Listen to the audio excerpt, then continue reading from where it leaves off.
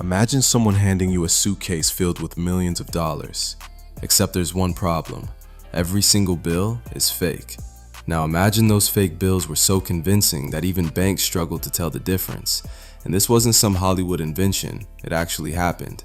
During World War II, Nazi Germany launched one of the most sophisticated counterfeiting operations in history, and decades later, that unbelievable story became the inspiration for the latest Peaky Blinders movie. But here's where things get interesting, because the real story is arguably crazier than the movie. If you've watched Peaky Blinders, you already know the Shelby family is no stranger to crime, money, and dangerous deals. But in Peaky Blinders, the Immortal Man, the story moves into a completely different world, World War II. And at the center of the story is counterfeit British money. The movie connects Tommy Shelby and the Peaky Blinders to a Nazi plan involving millions of pounds in forged British banknotes. Sounds completely fictional, right? It isn't. The real operation was called Operation Bernhard, and it was one of the strangest financial weapons ever attempted during the Second World War. Operation Bernhard. During World War II, Nazi Germany wasn't only fighting Britain with tanks, bombs, and soldiers, they were also looking for ways to attack Britain's economy.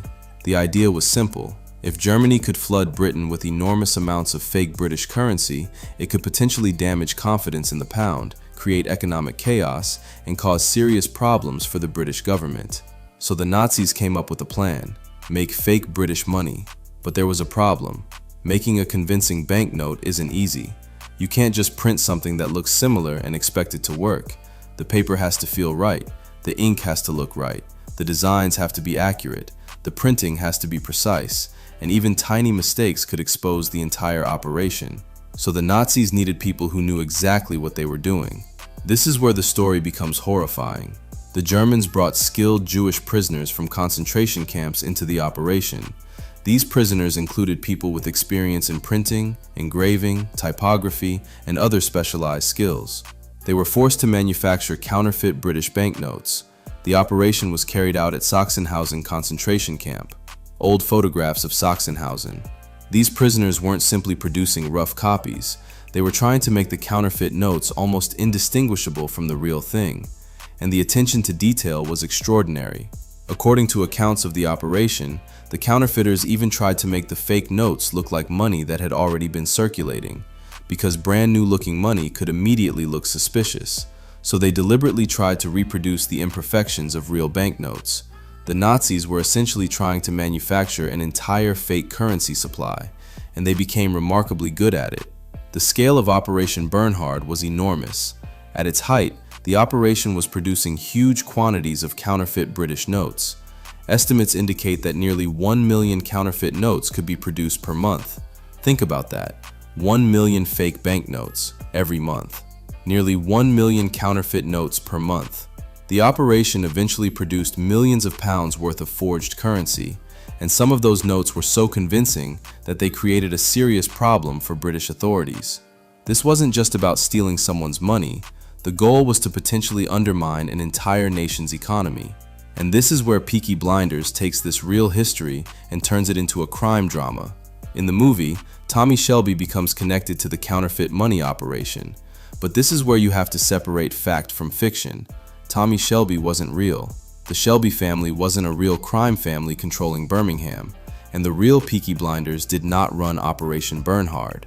The movie takes a genuine historical event and places fictional characters inside it. That's a technique the Peaky Blinders franchise has used before. The original series also mixed real historical figures and events with fictional characters. The real Peaky Blinders were a Birmingham street gang, but the version we see on television is heavily fictionalized. Real event plus fictional characters. But there was another problem for the Nazis. What do you actually do with millions of counterfeit pounds? You can't simply walk into a bank and deposit them. That would expose the operation. So the counterfeit money had to be moved and spent carefully. Some of the forged currency was used for espionage, purchasing supplies, and other covert activities. The Nazis were effectively turning fake pieces of paper into a weapon, and that's what made Operation Bernhard so dangerous. A bomb destroys something physically. A fake banknote attacks something much harder to see: trust. Because money only works when people believe it has value. If enough people suddenly believe their money could be fake, the entire system could begin to panic. British authorities eventually became aware of the counterfeit notes, and the problem became serious enough that Britain took extraordinary measures. The Bank of England eventually stopped allowing higher denomination notes to circulate normally. After the war, Britain also redesigned its currency.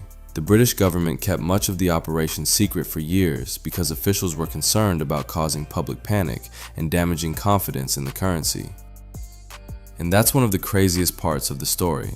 Something this enormous happened, and for decades, much of the public didn't know the full story.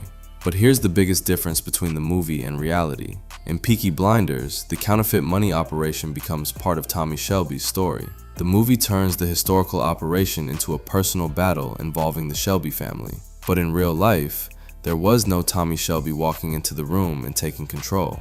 There was no Shelby family secretly running the operation. There were no Peaky Blinders masterminding the scheme. Instead, there were prisoners who had been forced into an operation created by Nazi Germany, and many of those people were risking their lives simply by trying to survive. That's the part Hollywood can't really improve upon, because the truth is already unbelievable.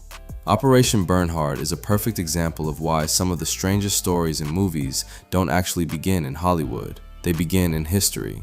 The Peaky Blinders movie took a real Nazi counterfeiting operation, added fictional characters, and turned it into a story about crime, power, loyalty, and money. But behind the entertainment was something much darker. People were actually forced to manufacture fake British currency inside a concentration camp. Millions of counterfeit notes were produced, and the Nazis attempted to use money itself as a weapon against Britain. So the next time you watch Peaky Blinders and see Tommy Shelby dealing with counterfeit money, remember this: Tommy Shelby is fictional. The Shelby family's involvement is fictional, but the counterfeit money was very real. And somehow, the real story might be even crazier than the movie. If you want more stories where Hollywood took an unbelievable real event and turned it into a movie, subscribe, because sometimes the truth doesn't need a screenwriter.